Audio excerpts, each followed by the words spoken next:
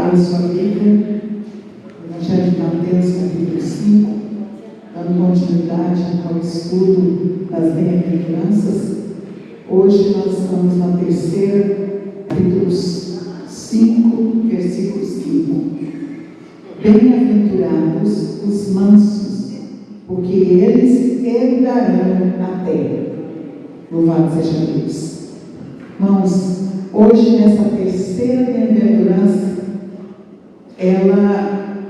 ela vai formar o corpo espiritual do homem, do cristão, do discípulo, do seguidor de Cristo. Antes de entrar no tema, nós vamos ver esse bem-aventurados mansos. O que é ser manso? Manso no natural, existem pessoas que são mansas de natureza, mas esse estudo, esse sermão do monte, não está falando do natural do homem. A natureza mansa do homem, ele tem um gênio dócil, afável, uma pessoa boa, uma pessoa calma. Essa é a característica de um homem manso de berço, manso de natureza, do gênio. Agora, o manso segundo Deus, segundo Cristo, é aquele homem, é aquela pessoa que tem um estado de tranquilidade, está em um estado de tranquilidade apaziguada.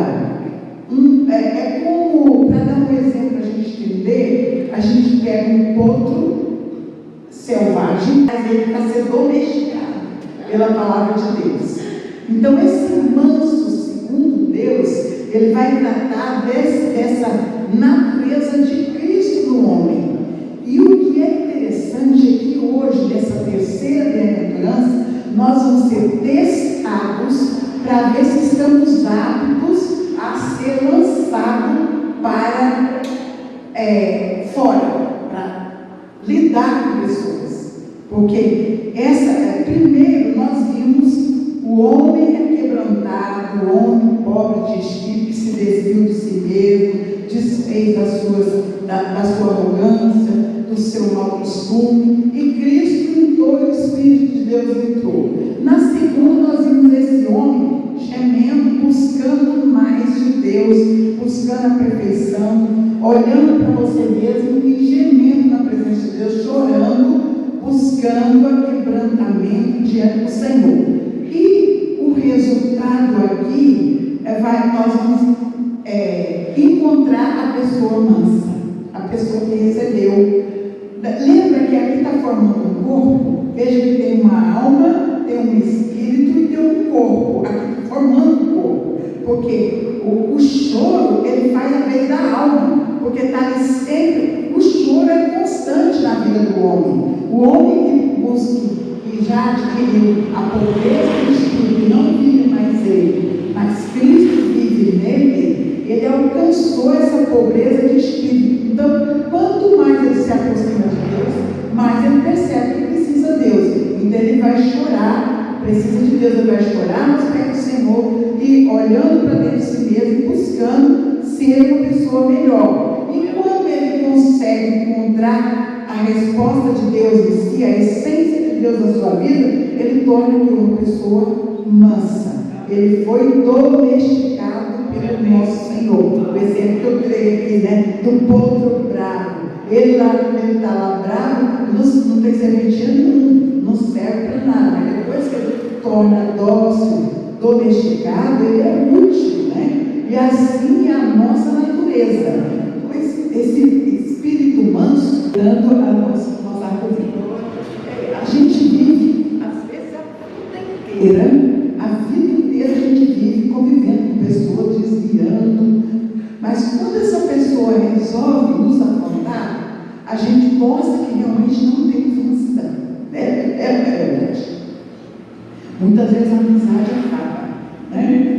E o exemplo também, por exemplo, nós quando estamos ali chorando na presença de Deus, como nós já falamos nas aulas passadas, nós somos capazes de admitir diante de Deus que somos arrogantes, que somos egoístas, todos os defeitos a gente conhece diante de Deus, é ou não é verdade? Mas vai apontar o meu defeito, você vem e aponta, você é isso, você é aquilo, você é arrogante, você coloca os meus defeitos. Aí eu vou mostrar a minha mansidão, se eu tenho ou não, se eu aceito ou não. Aí é a prova da mansidão na nossa vida.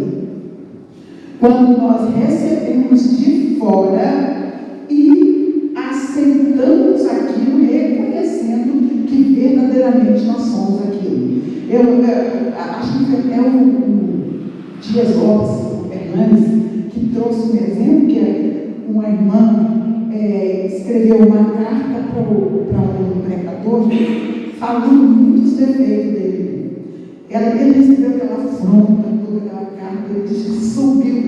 Aí depois ele pensou, olhou para mim mesmo, escreveu para ela assim: ó, minha amada, você tem razão, mas você não escreveu nada do que eu sou muito mais do que isso.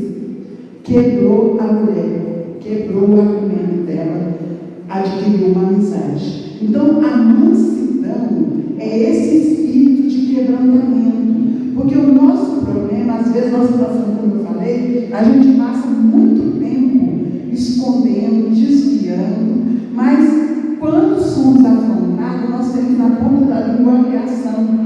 O problema nosso não é provocação, mas é reação. Nós não estamos preparados para ser mansos a ponto de, quando a afronta chegar, a gente parar e ouvir e deixar, e muitas vezes admitir que estão certos.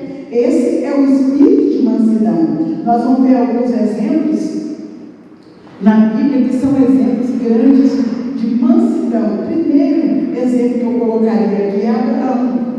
Abraão, ele deu vários exemplos de mansidão, porque principalmente quando os pastores dele com Ló tiveram aquele atrito, que não tinha mais condição de conviver no mesmo lugar, no rebanho, os dois rebanhos juntos, né, as fazendas, tudo que tinha, não tinha mais condição de ficar junto. O que Abraão fez? Abraão, por ser um homem mais velho, por ser um líder, ele poderia escolher e falar: você vai para tal lugar. Não, ele chamou Ló e falou: você escolhe. Se você escolher a direita, eu vou para a esquerda. Se você escolher a esquerda, eu vou para a direita. Ele deixou Abraão escolher. Isso mostra o quê? Um espírito de mansidão, um espírito trabalhado pelo Senhor, a ponto de não ter o orgulho, né? Porque nós somos orgulhosos, gente. Nós somos. O exemplo disso, nós estamos aqui na igreja. Cada um que tem um carro termina agora em dezembro, é ou não é verdade? Todos os carros. Mas se a gente tirar alguém do carro e botar outro, nós ficamos feridos. Ficamos ou não ficamos? Ficamos. E não era para ficar, porque qual é o papel quando o Senhor trabalha, o espírito de mansidão entra na nossa vida, o que a gente vai fazer? Submeter àquilo, à direção, sair de cena e ainda apoiar aquele que ficou no nosso lugar. Esse é o espírito verdadeiro de mansidão que Cristo está pregando aqui, que o Senhor Jesus está ensinando os seus discípulos. Ele está ensinando os seus discípulos porque daqui para frente ele está preparando os discípulos para poder jogar eles para fora, para enfrentar os de fora. E até agora nós estamos na presença de Deus buscando quebrantamento, buscando limpando a nossa vida, recebendo de Deus para estar preparado para lidar com o ser humano lá fora, né? Assim como nós lidamos com todos, né? Infelizmente ou felizmente, nós passamos por teste todos os dias. Passamos por teste todos os dias, porque principalmente quando ocupamos alguma oposição, se alguém ultrapassa o nosso limite, a gente fica ferido, porque não respeitou a nossa posição. Isso aí é falta de mansidão. Por isso que eu falei, eu não passei nesse teste, embora os bem-aventurados que choram, que é aquele que está no meio, trazendo o equilíbrio das duas coisas, né? Que tem o primeiro pobre de espírito, depois você está chorando, ele está sempre buscando ali o quê? pisar em si mesmo, pisar em você mesmo e aceitar. Mas de primeira mão você arrepia. Depois você para, pensa e Deus vai trabalhando, a gente recua e aceita.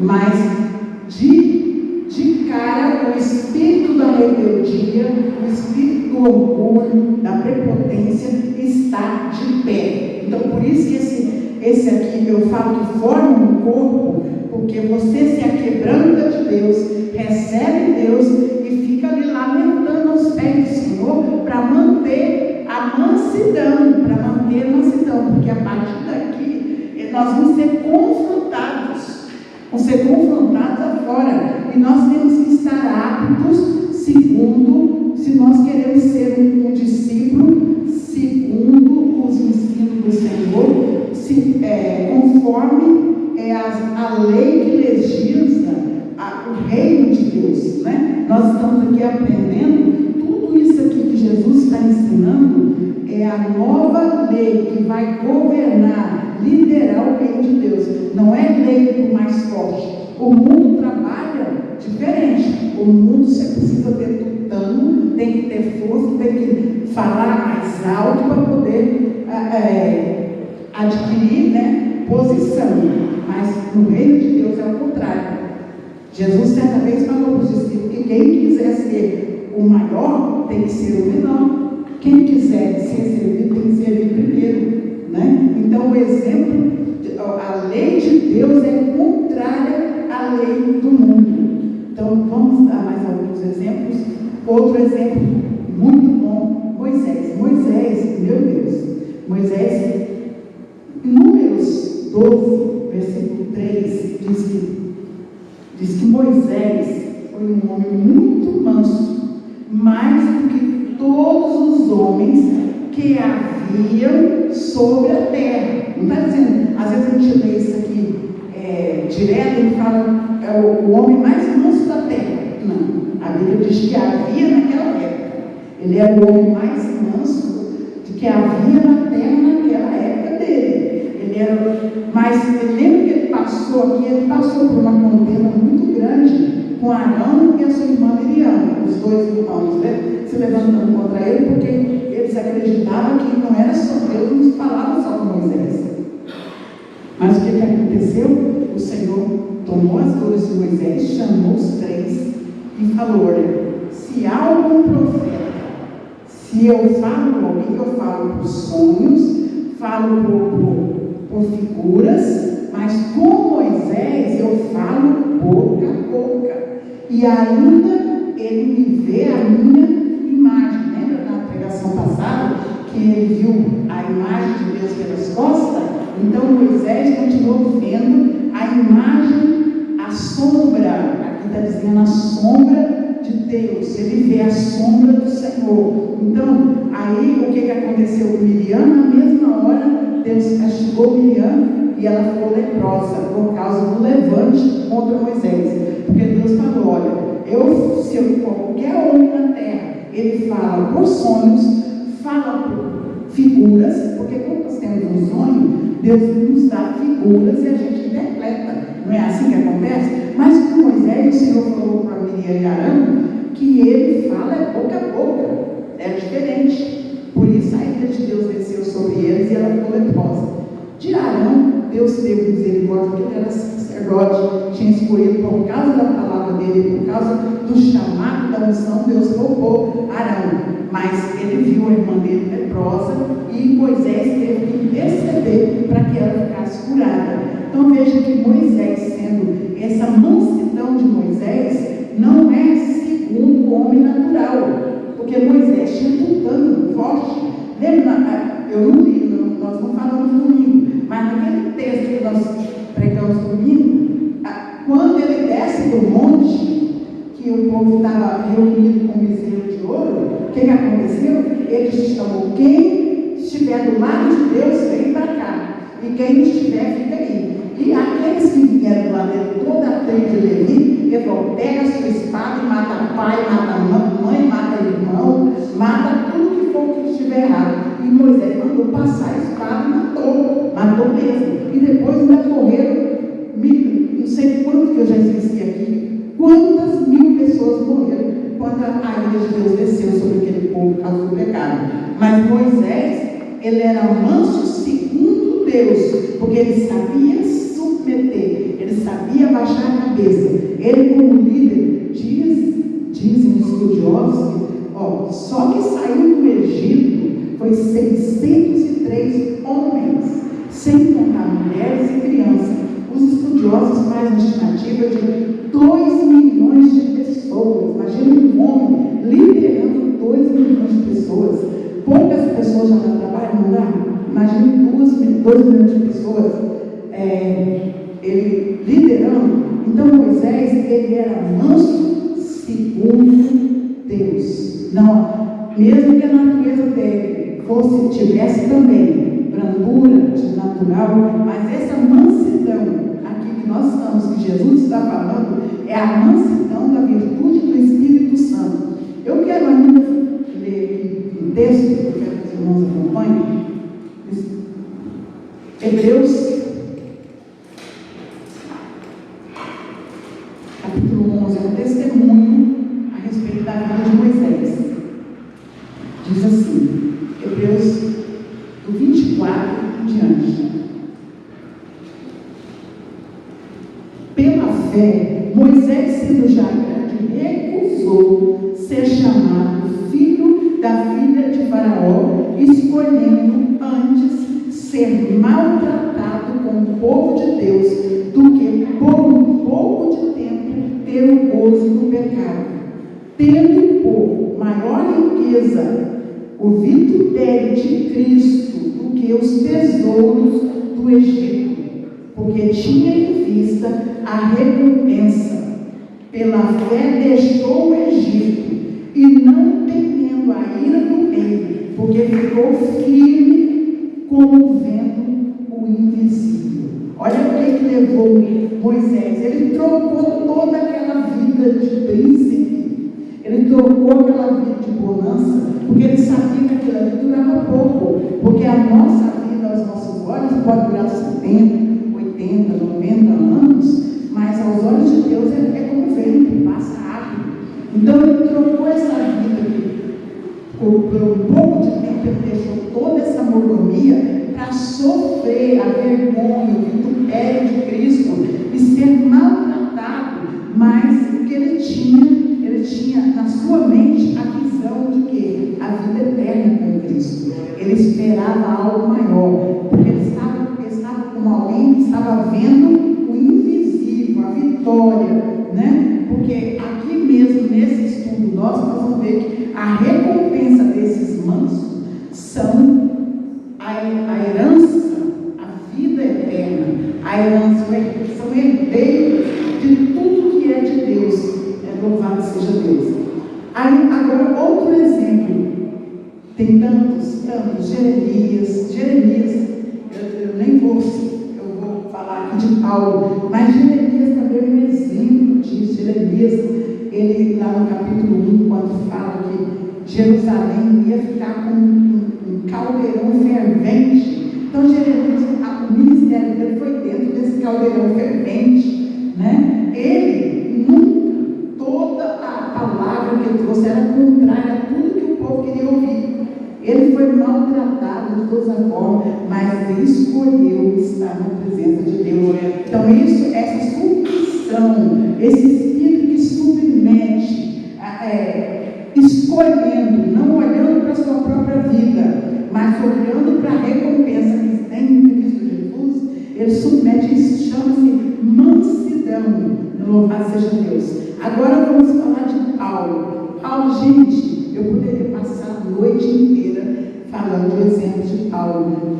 Como Paulo foi uma pessoa que se aquebrantou na presença de Deus, um homem, né, como nós já trouxemos aqui alguns exemplos nesse período de estudo, né, um homem que era um doutor da lei, cheio de conhecimento, um homem, né, intelectual, né, ele larga tudo e submete a mansidão sobre o amor de Cristo e aprende a conviver, aprende a viver, tanto sofrendo, como tendo alegrias, como tendo tristeza, como, né, fome,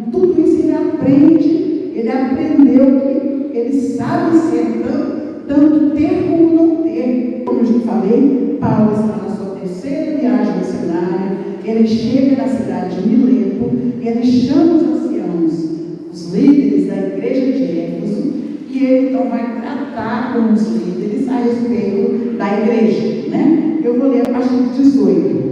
Servindo ao Senhor com toda humildade e com muitas lágrimas e tentações que pela cilada dos judeus lhe sobrevieram, como nada que útil seja, deixa de vos anunciar e ensinar publicamente pelas casas, testificando tanto a judeus como aos gregos a conversão de Deus e a fé em nosso Senhor Jesus Cristo. 22. E agora, eis que ligado eu pelo Espírito, vou para Jerusalém, não sabendo o que lá me há de acontecer, senão o que o Espírito Santo de cidade em cidade me revela, dizendo que me esperam prisões e tribulações. Mas, olha esse versículo aqui, mas em nada tenho a minha vida por preciosa, contanto que cumpra com alegria a minha carreira e o ministério que recebi do Senhor Jesus, para dar testemunho do Evangelho da graça de Deus. E agora, na verdade, sei que todos vós, por quem passei pregando o reino de Deus, não vereis mais o meu rosto. Olha o que Paulo está dizendo aqui. Ele está sabendo que está indo para Jerusalém para ser preso, para passar tribulações, para sofrer na mão dos judeus e dos gentios. Ele está sabendo, mas o que ele diz aqui no 24, mas o que tem a minha vida de preciosa, contanto que eu cumpra com alegria a minha carreira e o ministério que recebi do Senhor Jesus, para dar testemunho do Evangelho da graça de Deus. Não sei se aconteceu com vocês, se alguém tem isso, mas eu tinha uma autopiedade tão sensível que se você olhasse torto para mim, eu chorava 3 dias sentida, mas sentida mesmo. Eu não conseguia parar de chorar. É uma autopiedade tão terrível que só de olhar torto para mim eu já estava chorando. Porque eu começava a sentir sofrendo pelos meus sofrimentos. Um dia, uma colega de serviço, o nome dela é Ivone, não esqueço disso, eu sempre guardei na minha memória. Ela falou assim, Ju, você sabia que você tem dó de si mesmo? Você tem dó de você mesmo? Aí eu caí na real, eu comecei. Aí eu entendi esse versículo aqui, eu comecei a me fortalecer, a não importar com as coisas que vêm de fora. Porque eu sempre, hoje eu quase não uso mais essa expressão, mas eu usava muito couro de jacaré, você até já pegou, né? Eu falava muito que crente tem que ter couro de jacaré. Por quê? Porque a gente fica sabendo de coisas que pessoas falam da gente, às vezes falam com razão, e às vezes falam levantando calúnia, inventando história, às vezes pensam que é daquele jeito e falam. Então, tudo isso a gente fica sabendo. Fica ou não fica? A gente fica sabendo de tudo que fala da gente. Só que se a gente não aprender a lidar com essas coisas, você não está apta para viver no meio do povo de Deus. Porque o povo de Deus é difícil, eles falam mesmo. Falam mesmo. Eles não têm piedade, não. Então, se a gente não aprender, tirar essa autossensibilidade, tirar esse espírito sensível demais, ele consegue sobreviver. Por que muitos crentes não ficam na igreja? Porque alguém falou isso e aquilo. Porque a sua autopiedade, a autossensibilidade, autossofrimento é maior do que ele. Mas às vezes ele não acordou como eu. Alguém me mostrou. E quando essa pessoa foi tão de Deus que quando ela me mostrou, ela olhou para mim, eu lembro como hoje, ela estava assim escorada numa banca, que eu trabalhava numa numa loja de tecidos nessa época. E ela falou assim: ô Jô, você chora de dó de você mesmo. Eu achei aquilo tão interessante. Eu comecei esse versículo aqui, me ajudou demais. O Paulo falando: o que tem a minha vida de preciosa para dar tanto valor para mim? O que tem em mim de tão precioso para mim ficar ligado a mim mesma e não me importar com a dor do próximo, né? Me importar tanto com o que alguém fala de mim? Nós temos que ser sarados. Isso chama-se mansidão. Quando você recebe uma palavra de acusação, recebe uma palavra que não é bom. Não é bom saber que alguém falou mal da gente, não é bom, mas nós temos que aprender a lidar com isso. Nós temos que aprender, porque volta e meia a gente sabe que alguém falou alguma coisa que a gente não gostou, né? Nós temos que aprender a lidar com isso. Nós estamos no meio de pessoas, e pessoas, elas nos olham diferente do que eu olho para mim mesmo. Às vezes a pessoa acha defeito em mim que eu não sei que eu tenho, porque a gente tem a tendência de nos justificar. A gente acha que nós não erramos, a gente critica muito o erro do próximo, a gente vê muito o erro do nosso próximo, mas não consegue nos autoavaliar com justiça, que a gente olha para a gente com dó, com piedade, nos poupa e não poupa o nosso próximo. É assim que acontece. Eu não estou falando isso porque eu estou me colocando como exemplo. Eu percebo que aqui, desde o começo da humanidade, ser humano é sempre ser humano. Os mesmos defeitos que aquele povo lá do passado teve, nós temos. Certas vezes a gente escuta assim: se eu tivesse no tempo de Jesus na terra, eu não fazia isso. Fazia do mesmo jeito. Nós hoje não fazemos as mesmas coisas, não rejeitamos o Senhor, não deixamos as coisas pelo plano. Não é assim que acontece? Se a gente nos autoavaliar com verdade, a gente vai perceber que tudo que falam da gente não é pouco pelo que a gente é. É uma verdade. Vamos dar continuidade aqui no 21. Só vira a página aí. Versículo 13 diante. 13 e 14 eu vou ler. Aqui Paulo já está em Cesareia. Já viajou, já está chegando em Jerusalém, já está em Cesareia, está na casa de Filipe, o evangelista, onde ele tem 4 filhas que é profeta, e recebe na casa de Filipe um cidadão que é profeta, que vem da Judéia, chamado Ágabo. E esse tira a cinta de Paulo, vou ler aqui a partir, e vem tendo. Versículo 11 eu vou ler. E vindo ter conosco, tomou a cinta de Paulo e ligando-se os seus próprios pés e mãos, disse: isto diz o Espírito Santo: assim ligarão os judeus em Jerusalém o varão de quem é esta cinta, e o entregarão nas mãos do gentil.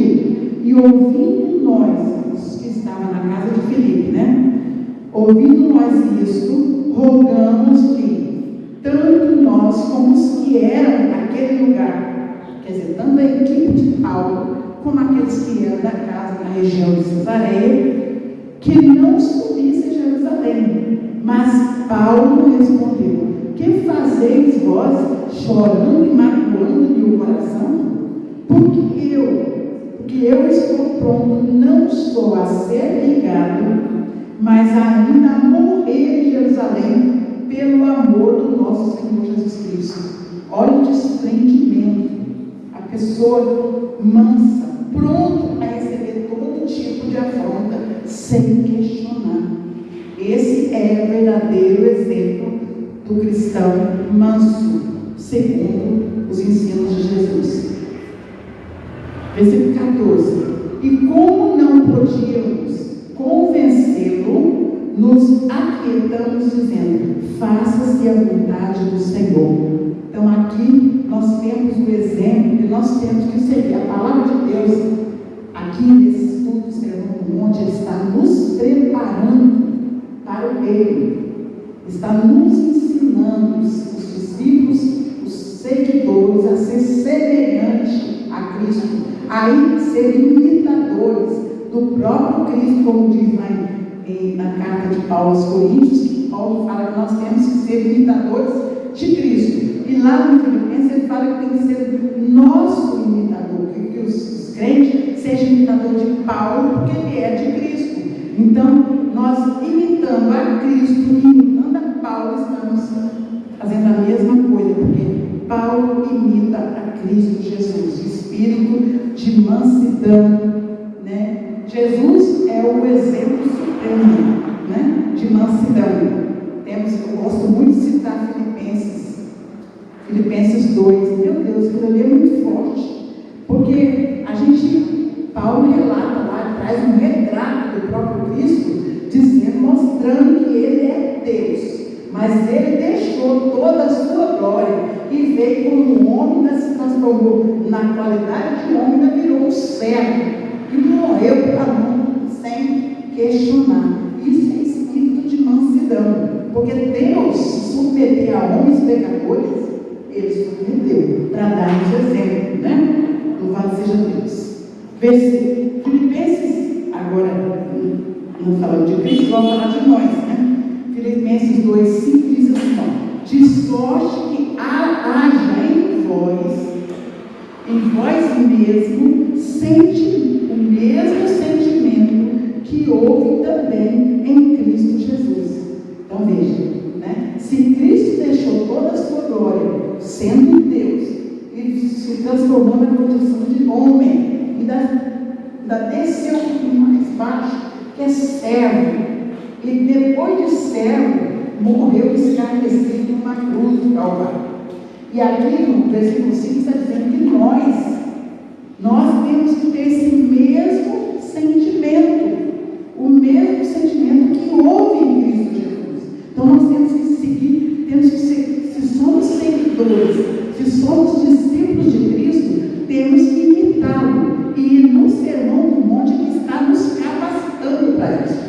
Então percebe que esse espírito de mansidão é um preparo, que até aqui o Senhor está lidando comigo diretamente, agora está me preparando para receber a afronta de fora, está me preparando para receber todas as pedradas e aflições que vêm de fora.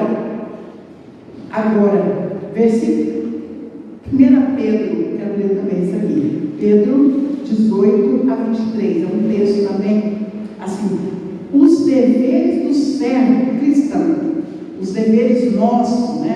Pedro falando,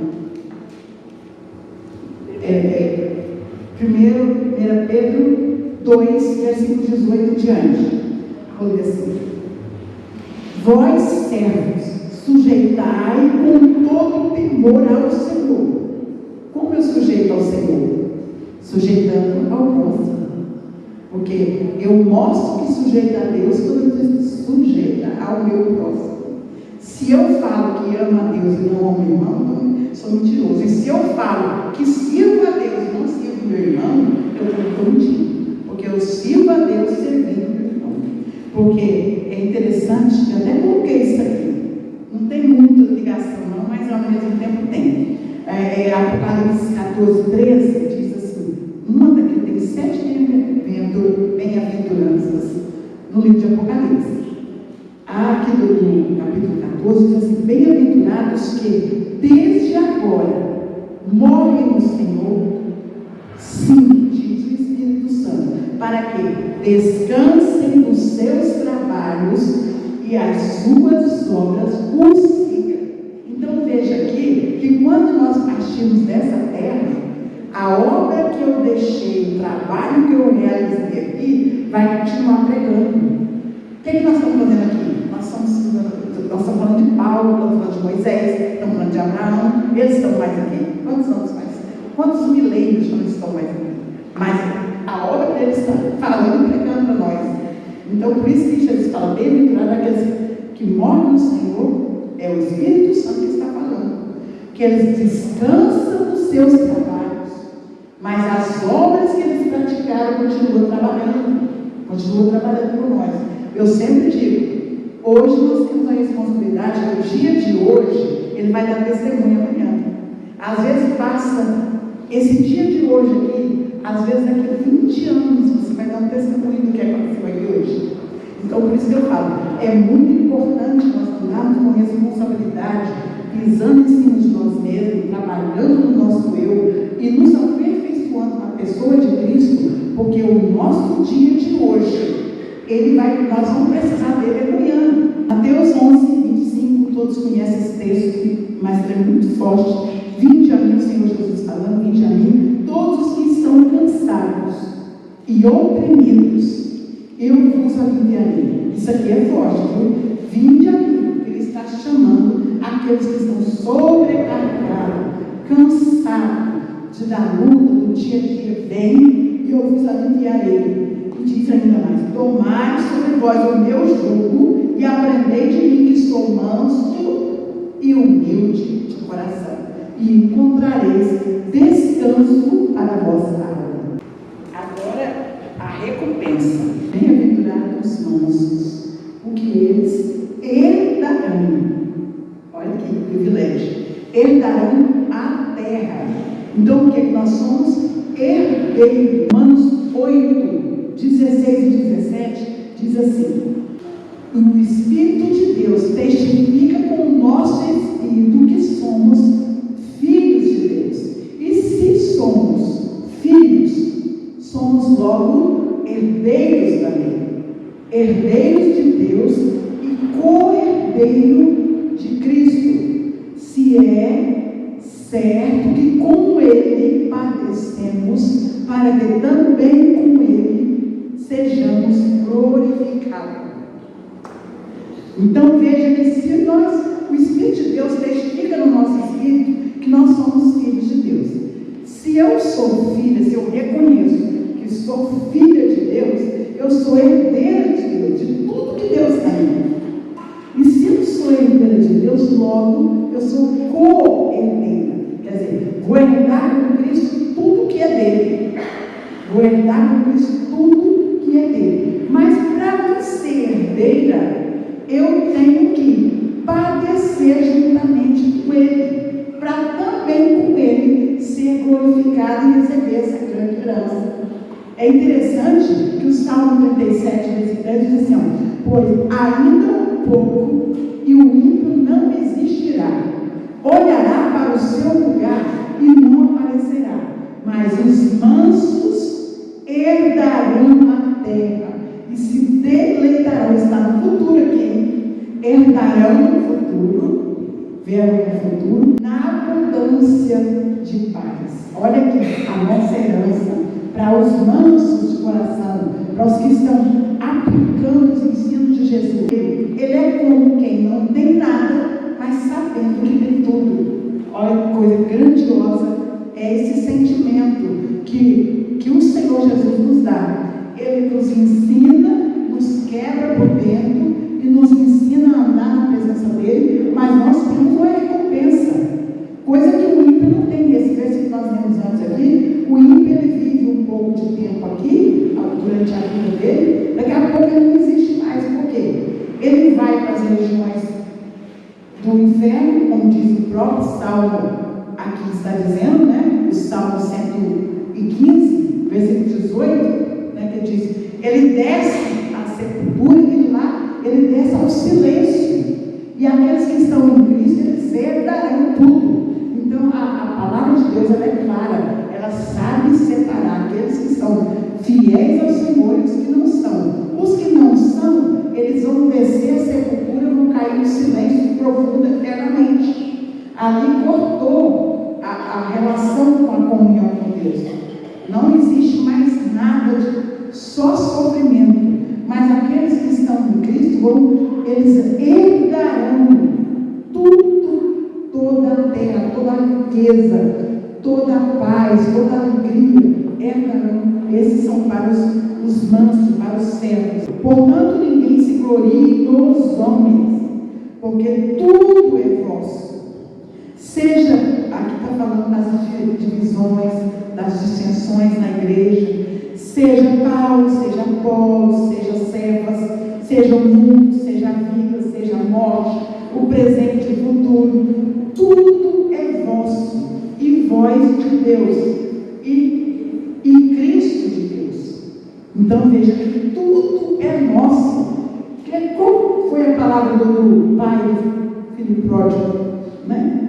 Interessante aquilo lá.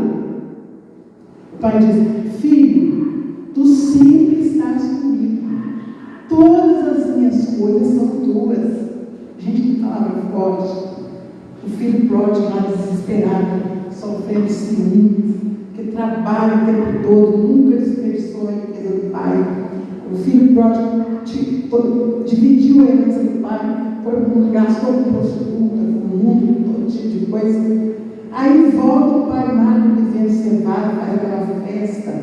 E aquele que está a vida inteira ali trabalhando, você dá um pouco de trabalho, né?